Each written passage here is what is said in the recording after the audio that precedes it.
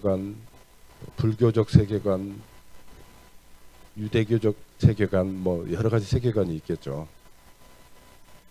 우리 조상들, 우리 역사를 한번 볼까요? 고려 때는 불교적 세계관이었다고 그래요. 불교의 가르침을 기반으로 해서 국가를 통치하는 거죠. 그렇죠? 오늘날 우리 역사책에서도 뭐 배우면 고려 불화 이런 것들이 문화로 이렇게 전해지잖아요. 불교적 세계관으로 국가를 통치하려고 했다. 근데 이제 그 이성계가 중심이 돼서 조선을 건국하고 나서는 그 건국 이념이 뭐였겠어요? 뭐죠, 학생들? 조선시대의 건국 이념, 세계관. 뭘까요? 정도전 중심을 해가지고 이런 세계관을 조선의 건국 이념으로 세웠습니다. 자유롭게 얘기할 수 있죠. 뭡니까? 유교적 세계관, 그죠? 그 중국에서 그러한 가르침을 가져와 가지고 건국 이념으로 세우면서 그 국민들이 이제까지 불교적 세계관으로 따르고 있었고 그것을 뒤엎어서 새 나라를 만들어야 되는데 통치자는 새 이념이 필요했어요. 그래서 기존에 가지고 있던 것은 보다는 우리가 새로운 가치로 놀라운 조선을 만들 거다. 이런 세계관으로 유교라고 하는 가르침을 가져와서 국가를 통치하는 거죠. 그리고 조선이 이제 일본에 의해서 망했죠. 오늘날 이제 이 땅에 성경이 들어와서 성경적 가치관 속에서 사는 것이 우리의 삶 가운데 어떠한 자유를 주셨는지 이런 것들을 좀 생각해보는 그런 시간이 되면 좋겠습니다. 내 개인의 삶 가운데에서도 나는 어떤 것을 받아들여서 그 세계관으로 내가 살고 있는지 이런 부분들을 생각해보는 그런 시간이 되면 좋겠습니다. 우리 인류 문화에서 여러분들이 학교에 가서 인류 문화 가운데서 우리의 먼 조상들이 아니면 인류의 문명을 일으킨 사람들의 위대함을 우리 학교에서 지금 다 배우고 있거든요. 나도 그 안에서 세계관이 형성돼서 사는 거죠. 저번 시간에 선생님이 우리 인류 문화의 문명을 가장 꽃피웠던 르네상스가 그 당시에 캐톨릭의 세계관 속에서 어떻게 들어와서 인류 오히려 그리스 오히려 예수님이 오시기 전 그들의 세계관이잖아요. 그리스와 로마 문명을 이루었던 것을 가지고 와서 성경하고 섞여버린 캐톨릭 사상 아니면 성경을 옛날 그리스 로마 철학자들의 시선 안에서 성경을 해석해 버리는 거예요. 그래서 하나님이 우리에게 주시기를 원하시는 본래의 뜻으로부터 떠나버린 그런 경우들이 굉장히 많았다. 예를 든다 그러면 그 아테네 학당이라는 그림을 보여드렸어요. 그 그림이 어디 있었다고요? 로마 그 바티칸 성당 안에 있어요. 지금도. 그것을 로마 교황이 그 그림을 그리게 하고 그 당시에 플라톤이니 아리스토텔레스니 이런 분들의 가르침으로 성경을 해석하는 그런 세계관이 들어왔다. 그리고 나서 그 캐톨릭의 하나님 중심, 신 중심의 세계관이 점점 인본주의, 사람들의 가르침으로 변해갔다. 그런 걸 보면서 뭐예요? 신앙을 하나님을 더 추구했던, 하나님을 발견했던, 하나님의 말씀으로 변화된 분들이 아니다, 이 길은 아니다. 그러면서 다시 성경으로 돌아가자 그러면서 1517년에 종교개혁이 일어난 거다. 그 이후로 이제 종교개혁이 일어나고 이제 어떻게 됐어요? 신세력과 구세력이 엄청난 피빛나는 전쟁을 일으켜요. 왜 그랬을까요? 자기의 믿는 바를 옳다라고 서로 주장하는 양세력이 유럽 전체, 전 세계를 흔들면서 이 전쟁의 상황이 벌어졌다. 그런 전쟁이 벌어져서 많은 사람들이 죽었습니다. 그 세계가 도래하고 이제 1900년도 이후에 세계 대전이 벌어지는 그런 비극까지 있었는데, 그 안에는 인간들이 만든 인간의 유토피아를 꿈꾸면서 그것을 이 땅 가운데 실현하려고 하는 놀라운 철학, 이런 것으로 우리를 속인 거죠. 그런 거다. 오늘날 우리가 교회에 모여서 오늘 이 자리에서 우리는 뭐냐 그러면 보다 더 성경이 말씀하시는 바를 우리 삶 가운데 또 내 삶 가운데 적용하는 그런 가치로 그런 가치를 더 배우기 위해서 이 자리에 온 것이나 다름없죠. 오늘날 우리 교회는 자매님들이 머리에 쓰고 있죠. 예, 머리에 쓰고 있는 게 있어요. 왜 쓸까? 일반 교회는 안 쓰는데 왜 우리 교회는 그걸 쓰고 있나? 근데 페미니즘 시선에서 보면 차별하는 것 같아요. 왜 여자만 써? 근데 페미니즘 세계관, 그 철학으로는 이게 뭐예요? 대결의 구도로 나오는 거예요. 근데 성경에서는 뭐라고 그래요? 하나님은 이 질서를 회복하시는 놀라운 방법으로 여자들에게 쓸 것을 말씀하세요. 남자 위에는 그리스도가 계시고 여자 위에는 남자가 있고, 이게 이제 창조 질서라는 거죠. 누가 더 뛰어나다 이런 얘기가 아니에요. 하나님의 창조 질서라는 거예요. 이게 창조 질서가 회방이 되면 어떤 일이 벌어지는가? 선생님, 이 작품 보이죠? 선생님이 한 10여 년 전에 그린 그림입니다. 이 그림 얘기를 잠깐 해줘 볼게요. 선생님 화실 옆에 동료 작가가 있어요.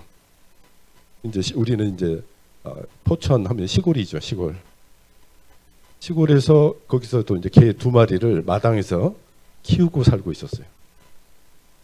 그런데 도시에서 이제 아파트에서 키우던 개 1마리를 누구 지인이 보낸 거예요. 이 개가 시골에 와 보니까 이 마당에서 살아야 되는 거예요. 얘도 가만히 보니까 집에서 키워진 것들은 잘 때 뭐 어떻게 자요? 벌러덩 누워서 자더라고요. 시골에서 자는 개들은 어떻게 자는지 알아요? 땅에 이렇게 엎드려 자요. 이것부터가 달라요. 이 개가 그 시골에 보내져 가지고 이제 그 작가 선생님이 집에 갈 때는 밖에다가 다른 개들하고 같이 살도록 내놓고 집에를 가는데, 갔다 오면은 이 개가 막 상처를 많이 받아갖고 있는 거예요. 이 도대체 왜 그러냐? 그러면서 이제 뒤로 관찰을 해보니까 이 개가 이 다른 개들하고 이 합일점을 못 찾아요. 이 개가 가만히 보니까 자기는 개가 아니라는 거예요. 나는 사람이지. 그러면서 같이 동화가 안 돼요. 한 1년 동안 이렇게 같이 해도 안 돼. 왜 그러냐? 그래서 이제 너무 그 불쌍해서 이제 이 화가 선생은 자기 이제 출근을 하면 유일하게 이제 얘는 들어올 수 있는 자격을 준 거예요. 안으로. 그래서 이제 그때 가서야 창문으로 들어오는 빛을 의지해서 달콤한 잠을 자더라. 그래서 선생님이 제목을 쪽빛이라고 그랬어요. 주인이 와서 창문으로 들어오는 햇빛에 의지해서 잠을 자는 거예요. 마치 사람 같기도 하죠. 그리고 이제 얼마 전에 작가 선생님들 만나서 얘기하는데 한 분이 이제 자기 개가 죽었다는 거예요. 그곳에 이제 그 다른 큰 개에게 찢겨 죽었어요. 그리고 그 어떤 개가 찢겨 죽였는지 이분이 막 추적을 한 거예요. 팔을 가지고 막. 근데 이제 요즘 들개도 많아가지고 결국에는 이제 빈 집에서 아주 큰 개 한 마리가 있는 걸 보고 이제 시에다가 이제 부탁을 한 거예요. 야, 저 도둑개가 들어와가지고 우리 개를 물어주겠다. 그래서 이제 트랩을 설치하고 그래서 그 개를 결국은 잡았어요. 그리고 자기가 거기서 왼수를 갚겠다고 그랬는데 못 갚게 하더라는 거예요. 그리고 자기 개를 이제 씻어가지고 뒷산에다 묻어주고 가서 자기는 술 한 잔을 거기다 바쳤대요. 그리고 나서 그 다음에 어떻게 하지? 그러다가 절을 2번 했다는 거예요.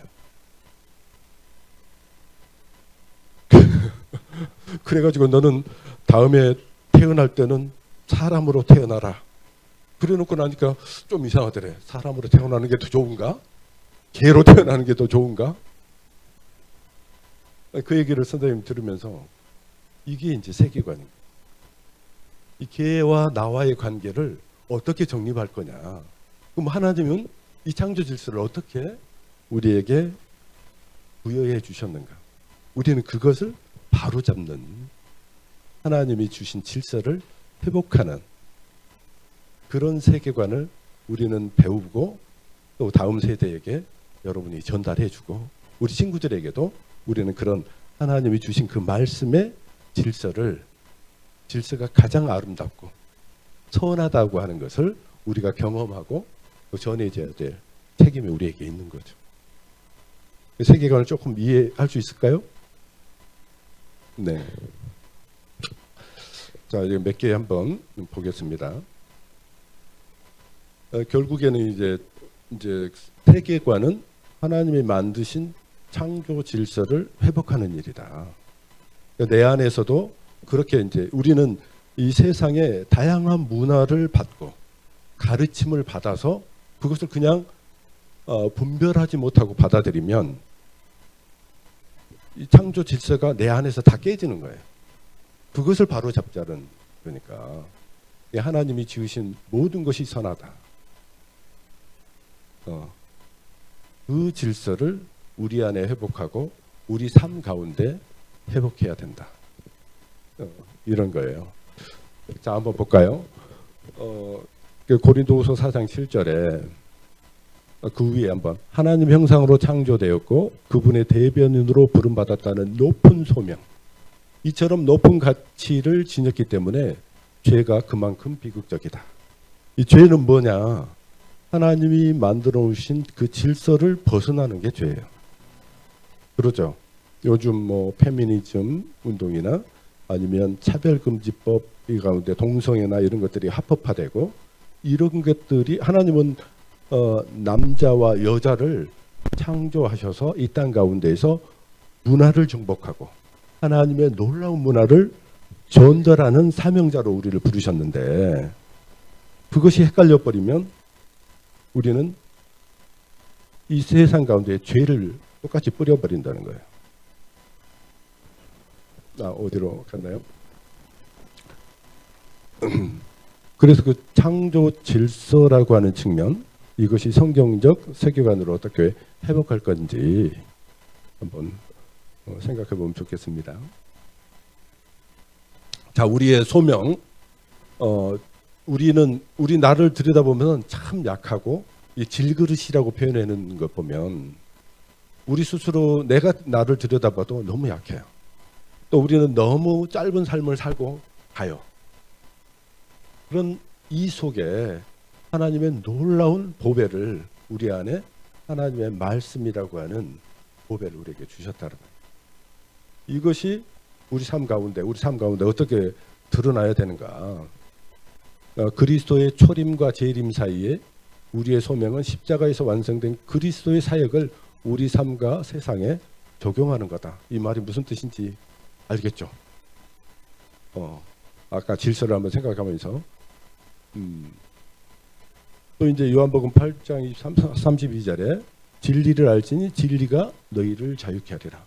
정말 참 자유가 뭔지를 우리가 좀 배우면 좋겠어요. 참 자유는 도대체 뭔가? 참 자유는 내 마음대로 살 수 있는 권리를 얘기하기도 해요. 근데 그 자유에는 반드시 책임과 의무가 따르는데 책임과 의무를 팽개쳐버리는 자유는 방종이 되고 오히려 질서를 혼란케 하는 거예요. 한번 뒤로 한번 넘어가서 한번 보겠습니다. 이것도 지중해 선생님이 몇 년 전에 이스라엘 지중해를 본 적이 있어요. 지중해에서 바로 위쪽에 보면 이 갈멜산. 혹시 갈멜산 하면 누구가 떠올릴까요? 이름. 성경의 이름. 갈멜산. 예. 누구예요? 예. 엘리야가 갈멜산에서 850대 1의 전투를 벌인 그런 현장인데 그 갈멜산에서 내려다보면 지중해가 쫙 보입니다. 그때 이제 그 아방과 아방이 다스리던 북이스라엘에 3년 동안 내가 다시 말하지 않을 때까지는 뭐요? 비가 안 내릴 거다. 그리고 나서는 계속 이제 비가 안 내리니까 아방이 이 엘리야를 잡으러 돌아다니는 그런 스토리를 우리 친구들 알 거예요. 결국에는 이제 엘리야가 그때 아방이 이방신을 가져와서 하나님의 창조 질서를 완전히 뒤집어 놓은 그런 속에서 이 엘리야는 하나님의 뜻을 이 세상 가운데 드러내기 위해서 그 흉년과 아니면 그들 바알을 섬기던 그 선지자들 850대 1의 경쟁에서 어떻게 돼요? 하나님이 오늘날 이스라엘 백성들을 향해서 뭐라 그래요? 오늘날 진짜 하나님이 바알이냐? 창조자 하나님이시냐? 여기서 대결을 해서 정말 하나님이 누구신지를 이스라엘 전 백성이 보는 앞에서 보여준 장면이에요. 그리고 나서 사환을 이제 엎드려서 기도하죠. 그 전쟁이 끝나고 나서 엘리야가 그러니까 지중해를 바라보면서 사환에게 얘기해요. 너는 지중해를 향해서 뭐가 보이는가 봐라. 뒤에는 누가 있어요? 아방이 있고 사환에게 지중해 상에 뭐가 보이냐? 아주 물은 출렁거리고 구름 한 점이 안 보이는 그런 상황에서 사환을 보내죠. 아무것도 안 보입니다. 또 두 번째 또 보내요. 뭐가 보이느냐? 아무것도 안 보입니다. 7번 보낸 것 같아요. 그때 뭐라고 그러냐 그러면 손바닥만한 구름이 보입니다. 이렇게 구름 보입니까? 이 손바닥만한 구름이라고 하는 이 실체를 얘기할 때 아방에게 준비시키죠. 뭐라고? 이제 큰 비가 올 거라. 이게 저 구름이라고 하는 한 신호, 손바닥만한 구름. 우리는 비록 연약할 수 있는데 내가 성경적 가치관 가운데 하나님의 말씀을 가지고 있는 아주 연약한 자일지라도 그 누군가에게 메시지를 주는 자일 수 있겠구나. 그래서 그 넓은 지중해 바닥에 손바닥만한 구름을 구상을 해서 이렇게 그려봤어요. 보입니까? 예. 자, 이제 오늘날 요즘 혹시 뉴스를 통해서 많이 보고 있는지 모르겠어요. 오늘 이제 전체주의와 개인주의가 이 땅 가운데 어떻게 들어왔는지 그 부분 한번 설명을 해드려 볼게요. 이제 이 엄밀하게 보면 우리 조선 시대 고려 이전에 뭐 삼국 시대 이럴 때 가만히 들여다보면 전체주의 사회에서 우리가 살았구나. 전체주의 사회는 뭐냐 그러면 한번 볼까요? 국가나 집단의 목표가 개인의 권리보다 우선하는 체제. 나 여기서 살고 싶어. 내가 정했는데 국가가 아니야 여기는 뭐 할 거니까 너 저쪽에서 살아. 이게 국가가 우선한다는 거예요. 그 다음에 개인은 국가의 목적을 위해 희생될 수 있으며 국가가 개인의 삶을 전면적으로 통제 가능하다. 국가가 필요하기 때문에 이 개인의 삶을 이렇게 할 수 있다는 거죠. 이제 그런 체제는 권력의 집중화 그리고 권력을 나누지 않고 한 사람에게 집중된 체제를 전체주의 사회다 이렇게 얘기해요. 그것을 이루기 위해서 선전선동도 하니까 이제 쇠뇌도 돼요. 야 국가가 우리가 더 잘 살기 위해서 이렇게 하자는데 기꺼이 나를 희생해서 그렇게 동조하는 건 어찌 보면은 선해 보이죠. 그리고 나서는 이제 거기서 국가의 이익을 약화시키는 불순분자가 있는가 보자. 그러면서 상호 감시하는 체제를 만들어요. 그래야 한 목소리를 낼 수 있겠죠. 이 조선시대 때 보면 왕이 곧 법이었기 때문에 왕이 하자는 대로 안 하고 백성이 아니야 나는 왕이 이렇게 가라게도 이게 어떤 그 당시에 이제 국가 뭐 울력 사업을 하거나 어떤 무슨 사업을 할 때는 백성들을 동원해 가지고 무조건 사용할 수 있었어요. 그것을 이제 전체주의 사회라고 그러는데 그런 체제가 뭐냐 오늘날 공산주의 또 나치 hitler가 통치했던 그런 사회 파시즘 뭐 신정국가는 오늘날 이란이나 이런 데 보면은 신이 통치하는 국가라고 그래서 너는 그 신이 통치하기 때문에 절대적으로 복종해야 돼. 이런 체제가 율법국가, 신정국가 이렇게 얘기할 수 있어요. 그러면서 사상의 통제를 하고 우리가 이렇게 함께 모일 때 뭘 할 수 있다고? 유토피아의 세계를 만들 수 있다라고 얘기해요. 그러니까 이 개인은 꼼짝없이 그 전체에 동화될 수밖에 없어요. 그 다음에 이제 이런 체제를 한번 생각해 보죠. 개인주의 세계관, 개인주의는 그럼 도대체 언제 왔냐? 이 땅 가운데. 이 개인주의 세계는 개인의 권리와 자유를 최우선으로 한다는 거예요. 개인의 권리와 자유. 예를 든다 그러면 나 신앙의 자유, 사상의 자유. 이건 근데 이제 북한 같은 데는 어떻게 될까요? 북한 같은 체제는 우리가 성경의 하나님을 믿으면 반역자가 돼요. 근데 오늘날 우리는 뭐예요? 어떤 사람은 불교를 믿고 어떤 사람은 유교를 믿고 우리 지금 현재도 그렇죠. 우리나라 체제 안에. 그건 개인의 자유라는 거예요. 국가가 통제할 수 없어요. 내가 사상의 자유를 누리기 때문에. 그 다음에 각 개인이 자신의 삶을 자율적으로 선택하고 결정하는 것을 중요시하는 사상. 사회는 개인의 자율성과 다양성을 존중하고 보호함. 이 국가가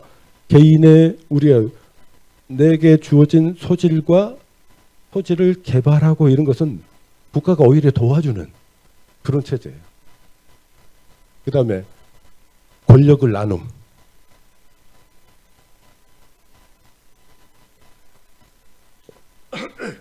이제 자유주의, 개인주의 안에서는 권력을 나눠요. 이 부분 한번 가만히 한번 생각해봐요. 전체주의 세계에서는 권력을 안 나눠요. 한 사람한테 권력을 다 줘요. 왜? 그 사람은 너무 위대한 선각자이기 때문에 그 사람이 판단하는 옳을 거야 하면서 사회적으로 합의를 해서 그 사람에게 권력을 다 줘요. 근데 이 자유주의, 개인주의 세계관은 뭐냐 그러면 권력을 나누어요. 예를 든다면 우리 입법권, 사법권, 행정권 이것을 왜 나눌까요? 여기에서는 놀라운 깨달음이 있어서 그래요. 왜 그러냐 그러면 한 사람의 권력을 다 가지면 이 죄인 된 사람은 반드시 부패한다. 그렇기 때문에 견제하는 세력이 필요하다는 거예요. 그래서 나누어요. 행정, 입법, 사법 이것들이 서로 나누어서 대통령이랄지라도 오늘날 지금 어떻게 됐어요? 사법권이 독립이 됐기 때문에 지금 감옥에 있어요. 이건 북한에서는 상상할 수 있을까요? 지금 탈북자들은 너무 놀랍다는 거예요. 어떻게 대통령이 지금 감옥에 갈 수 있냐. 도대체 이 체제는 어떤 체제냐. 그렇다고 그래서 이 자유민주주의라고 하는 체제를 우리가 지금 살고 있지만 그렇다고 해서 이게 완벽하지는 않아요. 이 안에는 우리 안에 부조리들이 얼마든지 있을 수 있어요. 그래서 이 체제를 누가 지금 그러면은 이 땅 가운데 이런 체제를 가져왔냐. 이게 이제 미국 독립선언서에 나와 있어요. 미국이 독립한 것은 어떻게 해서 미국이 독립이 됐을까? 우리가 지금 콜럼버스에 의해서 1400년도경에 신대륙을 발견했어요. 그 이전에 유럽은 굉장히 발달했고 우리가 저번에 본 것처럼 로마 가톨릭이 그 전체 유럽을 전체를 다스리고 있어서 가톨릭이라고 하는 이 세계관 안에서 교황의 말이 곧 법이었기 때문에 우리는 성경을 분별할 때 이렇게 모이겠다 그러면 이단인 거예요. 교황이 가드라인을 딱 정해줘 가지고 그대로 모이라는 거예요. 아니야 우리 성경을 보니까 이렇게 분별하던데 분별이 되는데 왜 교황이 말이 다 옳다고 얘기해? 이런 사람들이 생긴 거죠. 그때 많은 사람들이 신앙의 자유를 향해서 그 사회를 떠난 사람들이 너무 많죠. 그래서 이제 네덜란드나 이런 국가는 신교, 개신교 중심으로 해서 영국이나 이런 데서 영국은 뭐예요? 헨리 8세에 의해서 성공회라고 하는 이 체제 안에 이제 그때 이제 교리를 만들죠. 교리. 우리나라에서는 이런 식으로 모여라라고 가이드라인을 쳐줘요. 근데 신앙 양심상 나는 그걸 못 지키겠어. 그러면 목숨을 내놓고 그 나라를 떠나는 사람들이 네덜란드나 아니면 나중에는 어디로 갔어요? 미국으로 대거 이동했어요. 미국으로. 그러면서 미국이 이제 영국의 식민지였지만 거기에서 신앙의 자유를 추구했던 사람들이 그러면 이 땅 가운데서 우리가 어떤 체제를 만들 것인가를 굉장히 많이 고민을 했어요. 영국은 뭐예요? 영국은 계속해서 이제 자기 식민지이기 때문에 이제 세금을 거두고 거기에서 이제 이 사람들은 우리 영화 보죠. 서부 개척 시대. 말을 타고 그 광활한 땅 가운데에서 이제 노예들을 사다가 농장을 일구고 어마어마한 산업을 일으킨 거예요. 그거 일으키면 누가 뺏어가요? 영국에서 와가지고 세금이라는 목록으로 다 뺏어가는 거예요. 그리고 거기를 다스리는 사람은 누구예요? 영국 여왕이 다스리면서 군대를 파견해가지고 거기서 이제 제도를 만들어내는 거예요. 그러면서 거기에서 나오는 이익을 세금이라는 이름으로 계속 빼가는 거예요. 야, 이제 미국에서 털을 닦고 사는 이제 우리는 영국이야라고 생각하고 살았는데 아니다 이제 우리만의 체제를 만들자 하고 하는 사람들이 생겼겠죠. 그 기반을 어디에다 두냐? 성경에다 두고 그런 체제를 만들려고 했던 사람들이 생긴 거예요. 그게 1700년도 1776년도에 독립선언서를 누구를 향해서 내보내겠어요? 영국 여왕을 상대로 이제 우리는 이런 나라를 만들겠다라고 선언을 해버려요. 그래서 이제 영국과 미국이 이제 전쟁에 그냥 소용돌이로 빠져 들어가죠. 그때 놀랍게 프랑스가 도와요. 프랑스하고 영국이 항상 전쟁을 오랫동안 했잖아요. 근데 이 영국은 미국 이 신생 국가가 이 대영 제국하고 어떻게 전쟁해서 이길 수 있겠어요? 근데 놀랍게도 하나님의 섭리는 이 미국을 낳는데 역전의 사회를 허락하셨다는 거예요. 자, 이 미국 독립선언서 한번 볼까요? 우리 목소리 좋은 누가 한번 읽었으면 좋겠다. 누가 한번 읽어줄래요? 좀 부담스러운가요? 그래서 제가 한번 읽어볼게요. 이 처음에 이제 일부분은이에요. 우리들은 다음과 같은 것을 자명한 진리라고 생각한다. 즉 모든 사람은 평등하게 창조되었으며 창조주는 몇 개의 양도할 수 없는 권리를 부여했으며 그 권리 중에는 생명과 자유와 행복 추구가 있다. 이 권리를 확보하기 위하여 인류는 정부를 조직했으며 이 정부의 정당한 권력은 백성의 동의로부터 유리하고 있는 것이다.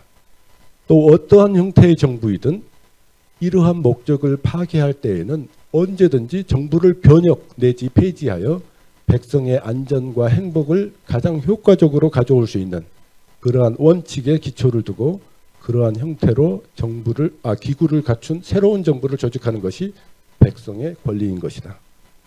백성의 권리를 얘기하고 있는데 여기서는 이걸 이제 천부인권이라고 그래요. 하나님이 우리에게 자유를 주셨으니 다시는 종의 멍에를 매지 마라. 갈라디아서 5장 1절 말씀이에요. 하나님이 우리에게 자유를 주셨대요. 종의 멍에를 맬 필요가 없다. 그런 기치 아래 이렇게 이 선언서를 발표한 거예요. 이게 비로소 저는 개인의 발견이다 이렇게 생각이 돼요. 이 개인이 국가의 거대 권력이 개인에게 함부로 할 수 없는 권리예요. 예를 든다 그러면 나는 그림 그린 사람이 되고 싶어. 근데 국가가 아니야, 너는 선생이 되라. 아니야, 나는 화가가 될 거야. 이게 이제 대립한다고 생각해 보세요. 근데 그렇게 되면 이제 합의를 봐야 돼요. 근데 결정은 누가 해요? 내가 하는 거예요. 이게 이제 개인의 발견인 거죠.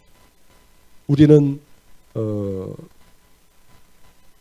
신앙인이다 그러면 이제 하나님의 뜻 가운데 순종하는 것이 가장 아름답기 때문에 그 길을 가겠죠. 결국에는 개인이 선택하는 거다. 근데 이제 전체주의 국가에서는 뭐예요? 그렇게 이제 국가가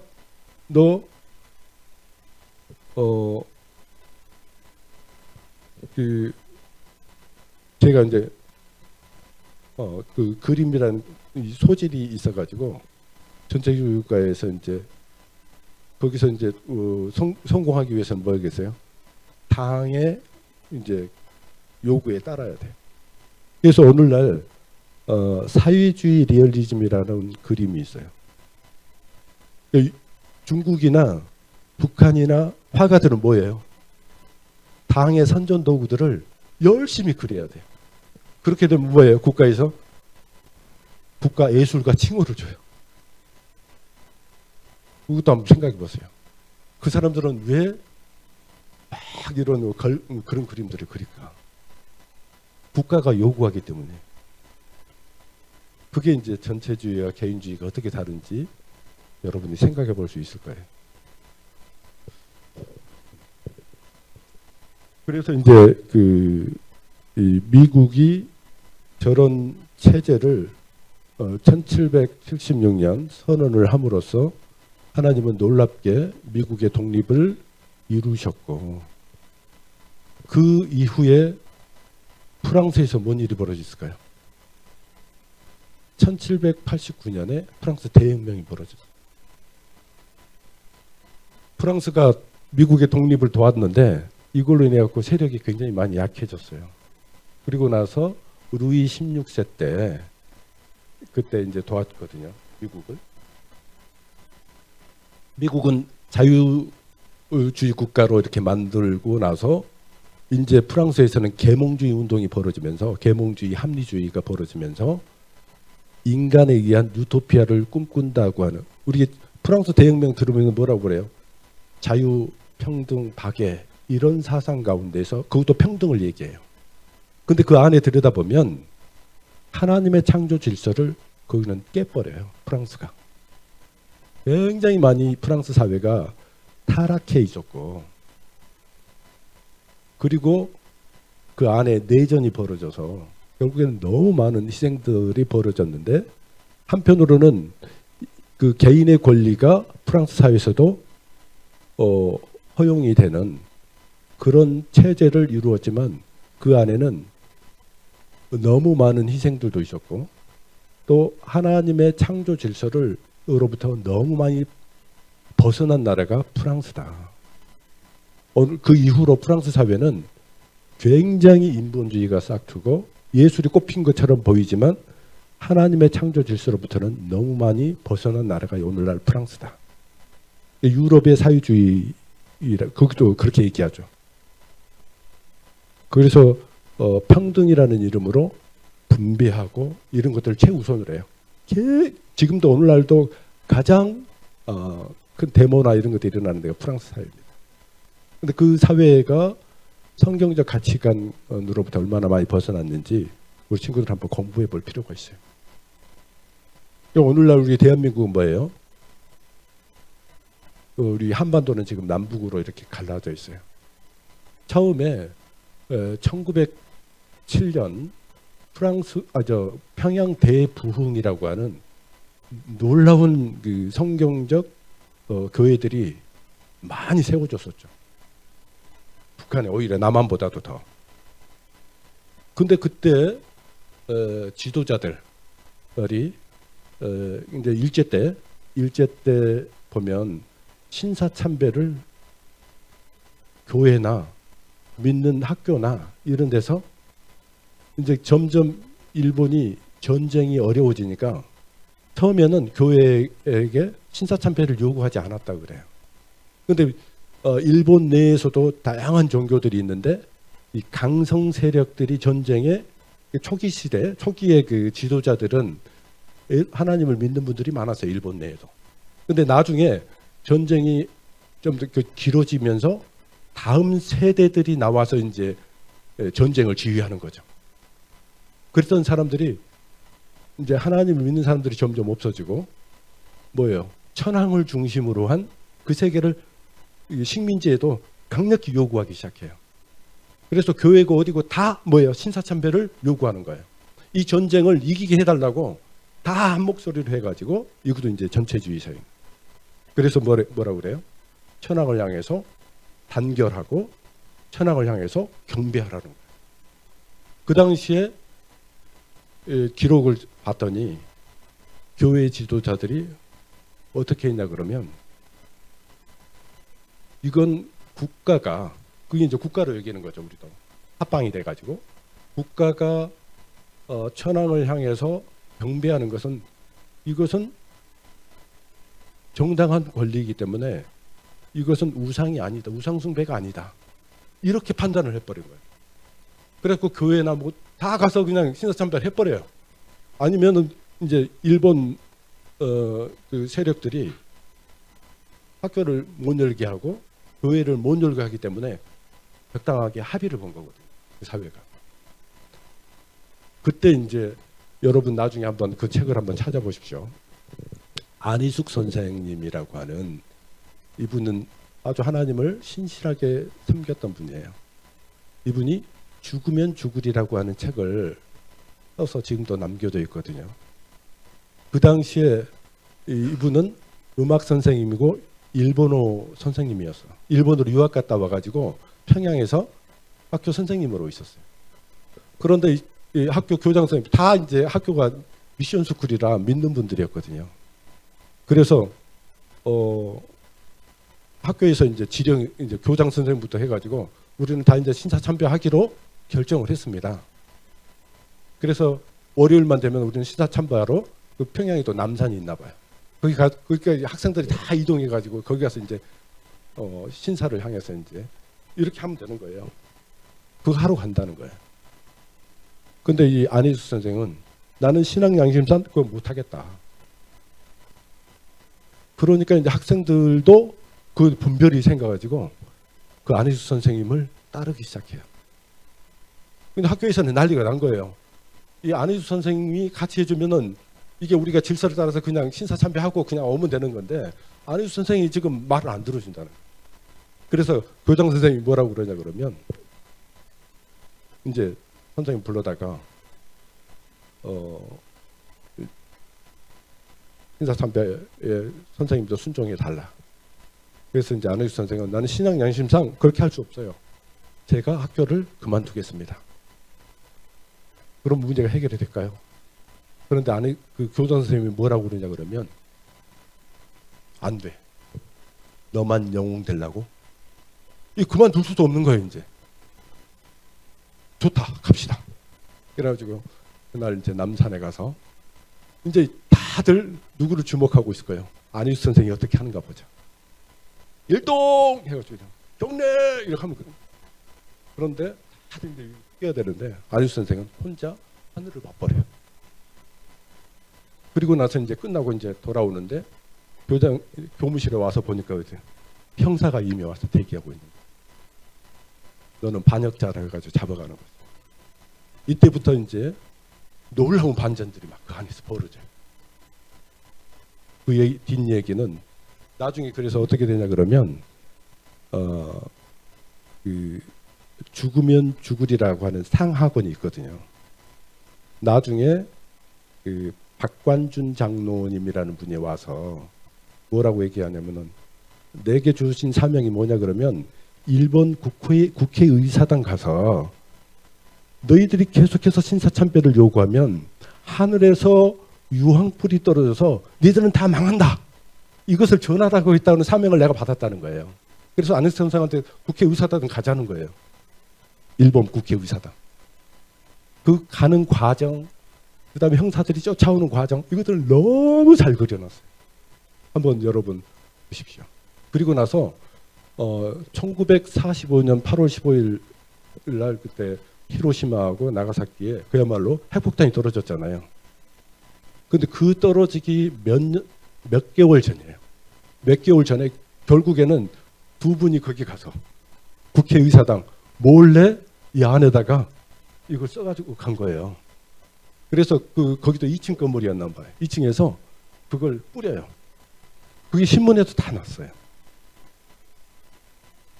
그 이후의 스토리들이 굉장히 많은데 한번 여러분이 봤으면 좋겠어요. 그리고 나서 정말로 그 말대로 그걸 누가 상상을 했겠어요? 국회의사당에서 일본 사람들이 다 봤는데 그런 일이 벌어져라고 생각해봐요.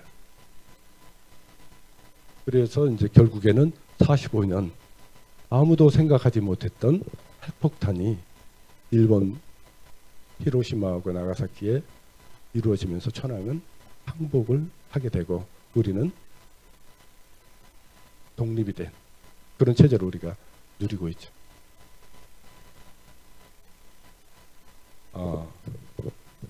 그래서 오늘날 이제 우리는 그 초대 대통령 이승만 대통령이 감옥에서 성경을 보고 구원받아요. 그리고 감옥에 있는 죄수들에게 복음을 전해요. 그때 민족 지도자들 40몇 분이 구원받는 역사가 벌어졌거든요.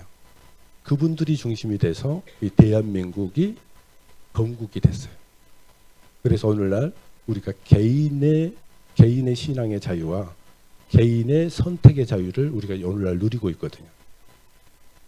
그런 세계 가운데 수고한 그런 체제를 오늘날 우리가 유지하고 있다는 것. 그리고 이런 체제가 성경적 우리가 분별 가운데에서 우리가 어떻게 이 체제를 지키고 또 다음 세대에게 전달을 해줘야 될지 우리 친구들도 잘 배워야 된다. 근데 사단은 우는 사자와 같이 이 체제를 위협하는 세력들이 이 마지막으로 갈수록 더 있을 거다. 이럴 때 우리가 성경적 분별을 하기 위해서 서로 많이 교제하고 선생님들로부터 많이 배우고 이게 지금 그 북한에서 아까 그 지도자들이 이제 신사참배를 해버리고, 그리고 나서 이 북한은 소련이 중심이 돼서 공산 세력들이 내려오고, 이럴 때 이 김일성이라고 하는 한 사람을 학교나 교회나 데리고 다니면서 민족 지도자라고 소개해버리는 우를 그때 범했다. 그래서 북한은 지금 뭐예요? 전체주의 사회가 오늘날도 진행이 되고 있다. 그 당시에 하나님을 믿던 사람들은 어떻게 됐을까요? 많이 남한으로 피난해 내려왔고, 또 어떤 분은 거기서 나는 하나님을 위해서 그래서 끝까지 싸우겠다는 분들도 있었고, 그런 것들을 우리가 생각해 볼 때 하나님의 창조 질서를 내 안에서도 이루어야 되고 우리 사회에서도 어떻게 이루어져야 되는지 잘 분별하는 우리 학생들이 되면 좋겠습니다. 이상으로 저번 시간부터 우리가 지금 뭐 다양한 세계관들 이런 것들을 배웠는데, 앞으로도 선생님들하고 그런 부분들, 우리에게 주어진 이 성경이 우리에게 주어졌다는 게 얼마나 큰 보배인지 여러분들이 부지런히 공부하고 또 우리 주변의 친구들에게 그 빛의 자녀들로 살았으면 좋겠습니다. 기도하겠습니다. 아버지 하나님, 우리 인류 역사를 보게 될 때 그 역사마다 하나님이 놀라운 뜻을 역사 가운데 이루시고 우리에게 온전한 자유를 주시기 위해서 하나님의 사람을 사용하시고 또 인도해 주신 것들을 기억합니다. 이 땅 가운데에서 온전한 세계는 아닐지라도 우리의 신앙의 자유와 하나님의 뜻을 우리 이웃들에게 전달할 수 있는 하나님의 질서를 이 가운데 세우셔서 하나님의 나라가 확장이 되고 주님의 놀라운 은혜가 계속해서 함께할 수 있도록 우리를 참 인도해 주시고 우리의 다음 세대들이 우리 주 예수 그리스도를 아는 지식에서 자라게 하심으로 우리의 삶을 통해서 우리 주님께서 영광을 받으시기를 원합니다. 오늘 함께 하신 주님께 감사를 드려올 때 우리 주 예수 그리스도 이름으로 아버지 하나님께 기도를 드립니다.